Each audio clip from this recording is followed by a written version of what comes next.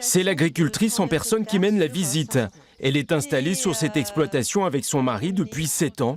Pour ce couple d'anciens boulangers reconvertis, l'heure de la retraite a sonné. L'indispensable dans le mouton ?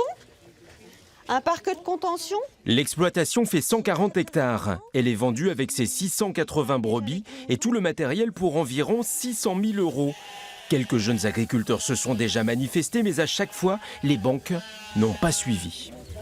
Il serait judicieux que l'État soutienne les jeunes plus et aide les agriculteurs à céder, par exemple en assurant une aide en cas de location-vente, si la personne boit le bouillon, que l'agriculteur ne soit pas de sa poche. Dans ce groupe, on compte 8 acheteurs potentiels, dont 2 particulièrement intéressés, originaires du département de l'Oise. Là-bas, le prix des terres est bien plus élevé qu'en Limousin. Les terres, de toute façon, il n'y a rien à vendre. C'est fait sous table là-bas, dans l'Oise. On ne sait même pas quand il y a des hectares à vendre, on n'est pas au courant. C'est vendu entre voisins. Mais c'est des prix incroyables. C'est de 10 000 à 20 000 € l'hectare. À la base, j'étais parti pour me rapprocher de la région bordelaise. Mon objectif était là et au final, j'ai fait une formation dans le Limousin d'1 an.